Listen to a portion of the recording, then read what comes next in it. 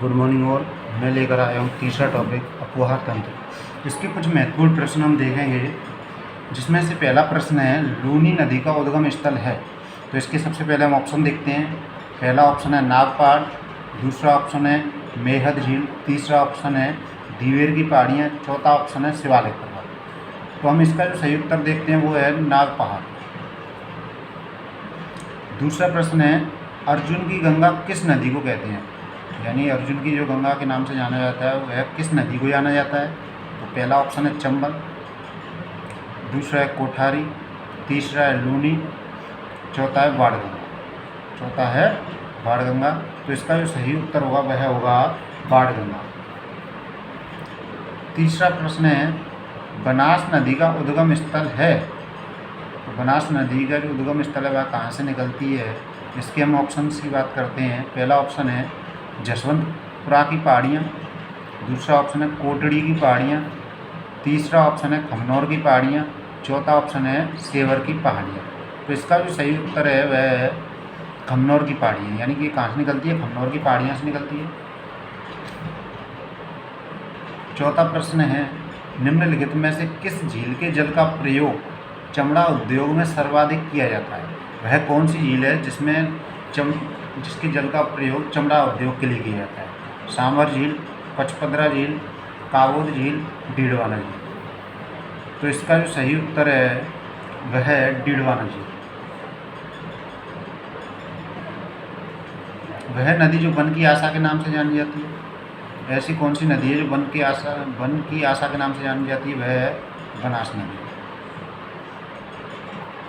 निम्नलिखित में से कौन सी झील खारे पानी से संबंधित है। ऐसी कौन सी झील है जो खारे पानी से संबंधित है। काबोद झील, गजनेर झील, कनक सागर झील। तो इसका जो सही उत्तर है चौथा ऑप्शन है कोलायत। इसका जो सही उत्तर है वो है काबोद झील। सातवां प्रश्न है बनास नदी की सहायक नदी है, यानी जो बनास नदी है उसकी जो सहायक नदी है वह कौन सी है।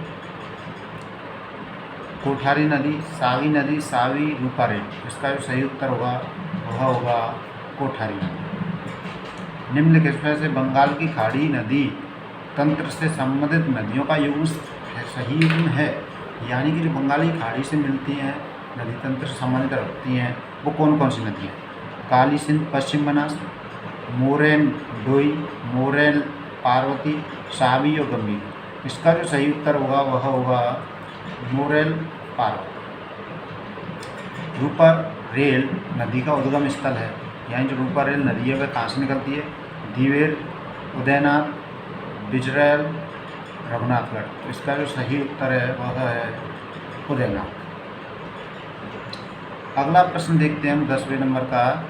निम्नलिखित में से कौन सी नदी आंतरिक प्रवाह तंत्र से संबंधित नहीं है, यानी कि जो कौन सी नदी है आंतरिक अपवाह तंत्र से संबंधित नहीं रखती है। चार ऑप्शन देखते हैं घग्गर, रूपनगढ़, सागी, रूपारेल। तो इसका जो सही उत्तर होगा वह होगा सागी। 11वां प्रश्न देखते हैं हम।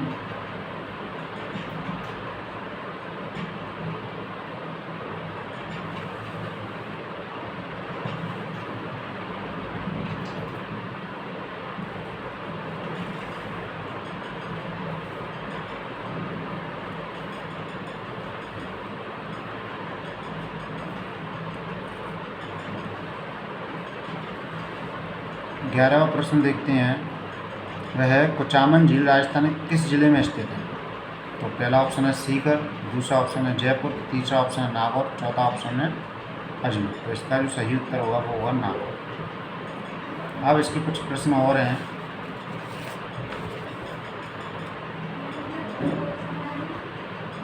बारहवें प्रश्न की बात करते हैं हम। जैसलमेर में मीठे पानी की भूज झील का निर्माण कौन सी नदी करती है। चार ऑप्शन है मेथा, कांतली, लूनी, काकनी। तो इसका जो सही उत्तर है वह है काकनी। अगला प्रश्न है निम्नलिखित में से कौन सी राजस्थान में अरब सागरीय नदी तंत्र की नदी नहीं है। तो ऐसी कौन सी नदी है। पश्चिम बनास, सावी, मीठड़ी, जाहन। तो इसका जो सही उत्तर है वह है सावी। अगला प्रश्न है राजस्थान में सबसे बड़ा अपवाह तंत्र कौन सा है। राजस्थान में 3 अपवाह तंत्र पाए जाते हैं। अरब सागरीय अपवाह तंत्र, बंगाली खाड़ी का अपवाह तंत्र, आंतरिक अपवाह तंत्र। उपयुक्त में से कोई नहीं। तो इसका जो सही उत्तर है आंतरिक अपवाह तंत्र। सबसे बड़ा अपवाह तंत्र है, ये 60% तक पाया जाता है। निम्नलिखित में से कौन सा योग सुमेलित नहीं है, यानी कि एक झील दे रखी है, उसका स्थान दे रखा है, तो इनमें से कौन सा गलत है। तो तलवाड़ा झील हनुमानगढ़, ये सही है। मानसरोवर झालावाड़, ये भी सही है। कुचामन झील नागौर, ये सही है। और डेगाना झील सीकर, ये गलत है। अगला प्रश्न है, राजस्थान में सर्वाधिक मात्रा में नदियाँ किस संभाग में पाई जाती हैं। यानी प्रश्न है कि सबसे ज़्यादा नदियाँ हैं वो किस संभाग में पाई जाती हैं। तो 4 ऑप्शन है, जयपुर संभाग, कोटा संभाग, उदयपुर संभाग, अजमेर। इसका जो सही उत्तर है वह है कोटा। अब अगला प्रश्न है 17वें नंबर का, शेखावाटी प्रदेश के कौन से जिले में कोई भी नदी नहीं पाई जाती है। ऐसा कौन सा जिला है शेखावाटी क्षेत्र का जिसमें कोई भी नदी नहीं पाई जाती है। चूरू, सीकर, नागौर का उत्तरी भाग, झुंझुनू। तो इसका जो सही उत्तर है वह है चूरू।